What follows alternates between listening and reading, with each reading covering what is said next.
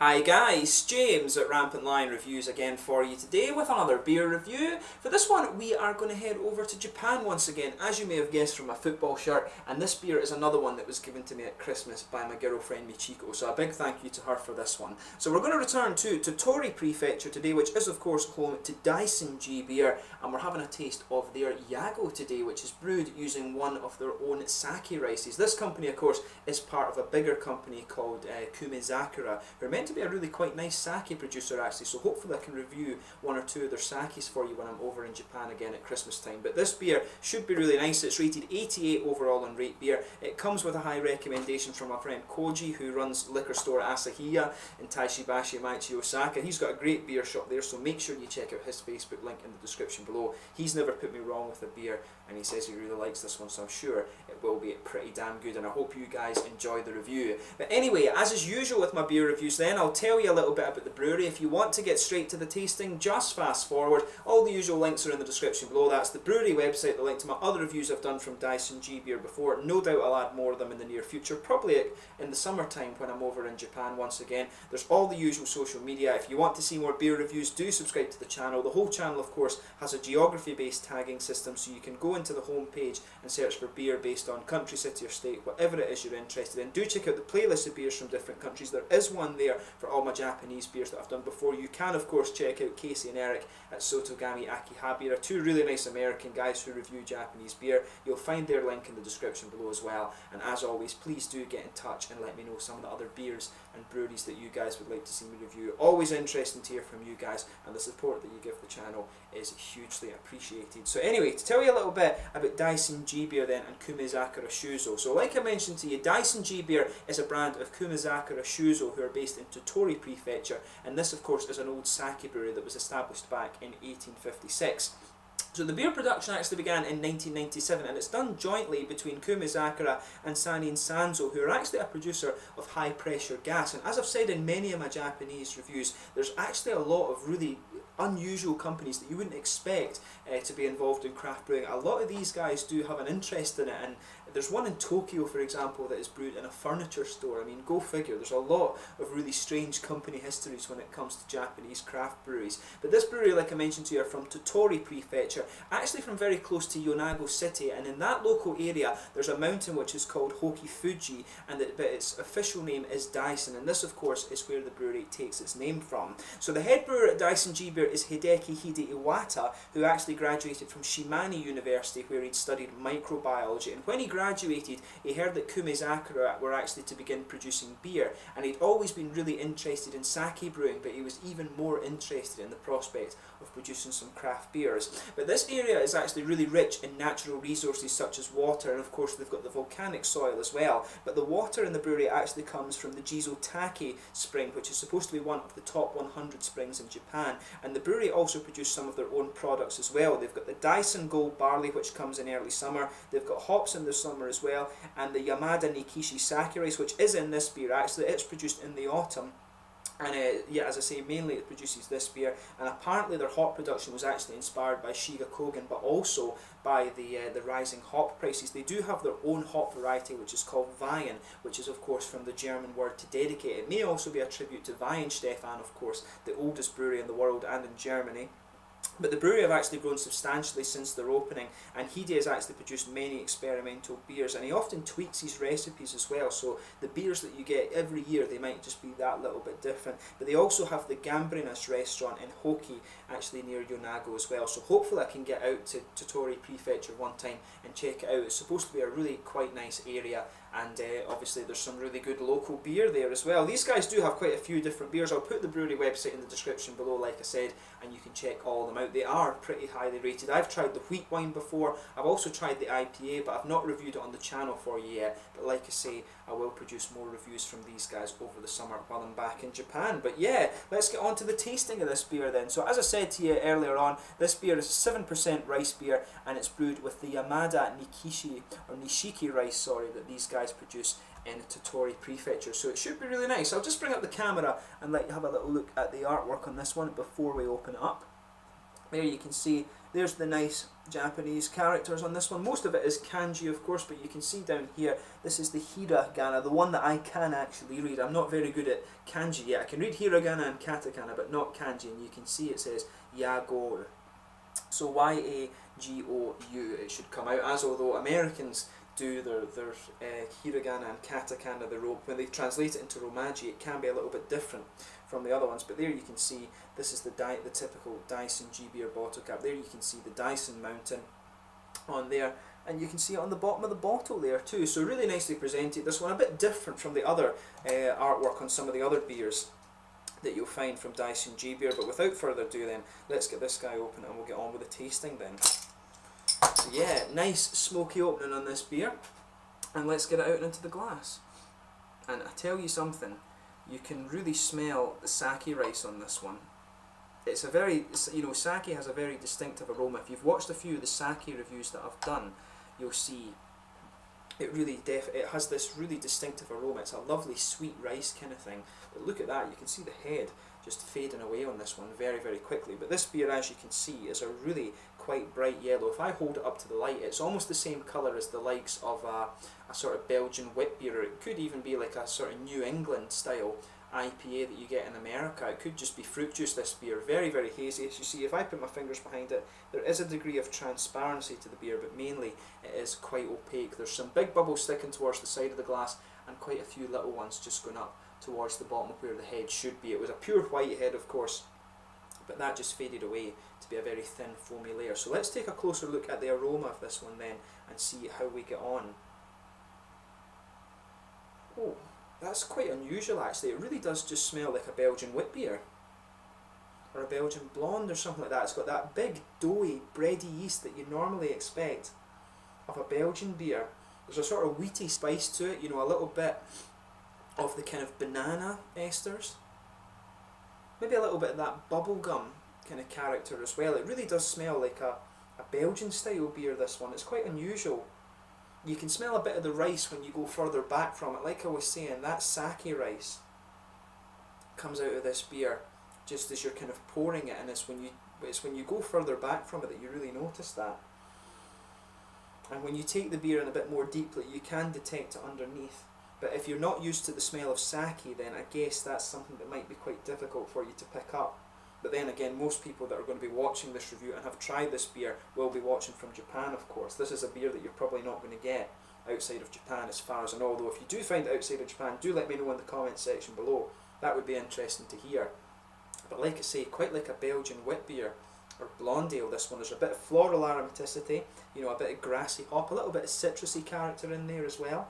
And the rice just kind of seems to be underpinning it. It's a sort of slightly lemony citrus that's coming out of this beer. It's a really quite interesting aroma, because it does, as I say, it just smells like a Belgian wit beer, or maybe a blonde or something like that. It's got those typical big Belgian yeasty things going on, but then you can notice the rice just underpinning it.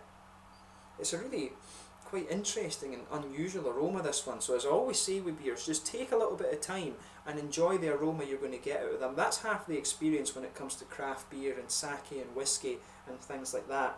Just enjoy the aroma of it before you tuck into it. But we're going to try this beer now. So this one is the Yagou, a speciality rice beer using their homegrown rice from Daisen G Beer, part of Kumezakura Shuzo in Tottori near Yagou in Japan. Kampai. Once again, thank you to Michiko for this beer.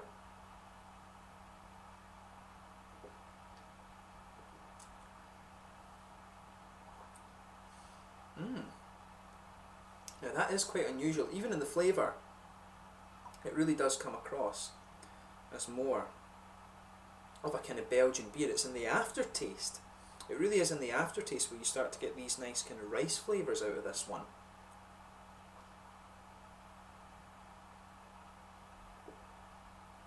Although, I should point out, in the bottom of the bottle there was a little bit of kind of sediment there. You can just see it maybe coming out of the bottle there as it's dripping out. There is a bit of that rice sediment there. You do get that in some sakes as well. And let's just see. Yeah, the sediment that's coming out of that bottle, it is quite strongly flavoured of rice. So probably with this one, just make sure you pour the sediment in, and then you'll start to get the rice flavours a little bit more, because otherwise it does taste just like a kind of straight up Belgian beer.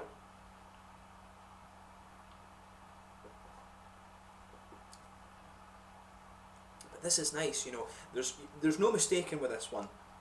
There's a lot of Belgian character in this beer. So the middle of your palate where you're getting all the malty kind of things, there's a big bready character to this one.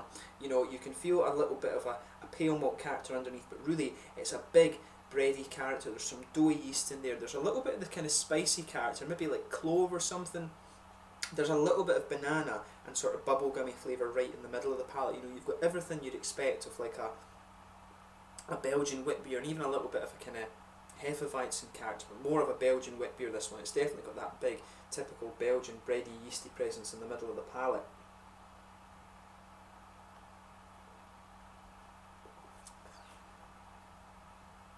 But yeah, for me, the sort of sake rice thing that's coming out of this one, it really is, it comes out more in the aftertaste. Like the flavour comes in and then it just smooths out. You've got some of that sort of bubblegummy banana estery thing. You've got that just sitting in the middle of your palate, then it smooths out, and you've got a little bit of the sharpness right in the middle of your tongue, and as the beer just smooths out, that's when you start to get some of these rice flavours. The rice character in this beer for me really starts to come out more in the aftertaste. On the hoppy side of things, you know, it's a little bit floral and bitter in the back corner of the palate. As you come further forward, there's still a little bit of floral bitterness on the sides, and around the front curve of the tongue it's lighter and grassy. If you just go behind that front curve of the palate, it's got a little oily bubble, and that's where some of these juicy sort of lemony characters come out of the beer.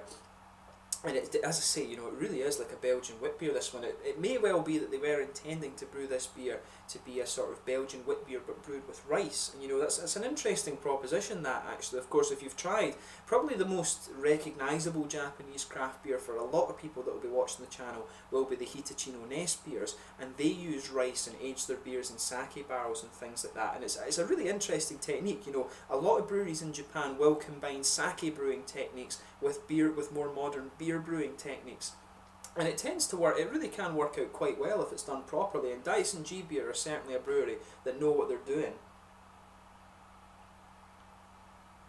It's probably a bit more obvious actually in their IPA. If you try the Daisen G Beer IPA, you'll really see what I mean. That nice kind of sweet ricey character comes out of that beer. It's really beautiful actually. And I mean, you've got Hitachino red rice ale that will give you the same kind of feel actually. So that's probably a good beer to try before you try something like this that's a little bit more complex and the rice flavours aren't as obvious. So just bear that in mind. But this is really good. You know, if you get the chance to try this one, have a go at it.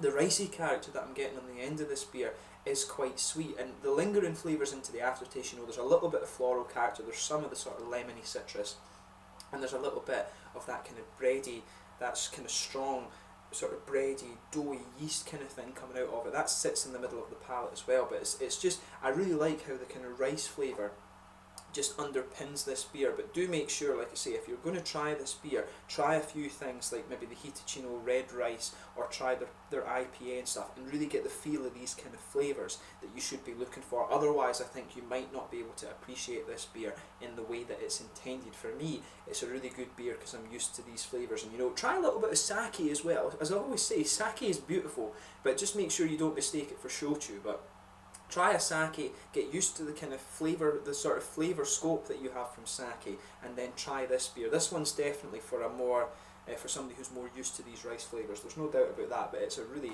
nicely done beer. It reminds me a lot of a Belgian wit beer, so if that's a style that you enjoy, then you probably will quite enjoy this one. But yeah, really nicely done this. I certainly wouldn't hesitate to drink this again. I'll maybe see if I can find this on tap when I'm out in Japan. But another very solid recommendation from Koji. I wouldn't expect any less from him, of course. But in terms of the mouthfeel, this one, I'd say it's mid-bodied. You know, it's actually it's a bit lighter than some of the sort of Belgian equivalents of the wit beer you're going to come across. It doesn't have the same alcohol warmth to it, and I think it probably is just a little bit lighter in alcohol than some of the Belgian ones. At 7% though, it is quite heavy for the Japanese beer market, of course. But it's a really quite nicely done beer, this one. The carbonation is quite smooth. It's quite an oily mouthfeel, this one, but at the same time it has a bit of an almost like kind of chalky mouthfeel because of the the Belgian style yeast. It has the typical mouthfeel that you'd expect of a Belgian beer. You know, the malt base is very, very smooth. There's a bit of sweetness to it. The hoppy side of things is very smooth as well, but it has just a little bit of the bitter character. There's a little bit of juicy fruit, and of course you have quite an unusual aspect to the beer, which is that kind of that sake rice sweetness that comes out as you move into the aftertaste. But overall, like I said, this is a really quite nice beer. To appreciate it fully, you have to be used to the kind of flavour scope of sake or some of these rice beers, these beers that use rice in them from Japan. But this one really would suit people that are fans of Belgian kind of wit beers and blonde beers and things like that. Maybe even the tripels as well. It would kind of maybe fit into that sort of category as well. But overall, it's another really quite good beer from Daisen G Beer. If you find yourself in Japan and you want to try a few good craft breweries, Daisen G Beer is definitely one that you want to have a go of. So yeah, this one has been really cool to review for you. Something quite different actually from what I've done from Japan previously. So I hope you guys have enjoyed the review. Until the next time, please like, subscribe, share, all the usual YouTube stuff. Let me know your own thoughts on this beer in the comment section below if you do happen to have tried it before. Make sure you try some of these Daisen G beers, like I say, because these guys do some pretty damn awesome stuff. Make sure you check out Casey and Eric at Sotogami Akihabara, and if you're in Osaka, do give Koji a visit at liquor store Asahiya. So once again, a huge thank you to Koji for the recommendation, and for Michiko for bringing this beer over to Scotland for me. So yeah, thank you once again for watching my beer reviews. Until the next time, have slanted just now, Kampai. Really good beer this, so check it out.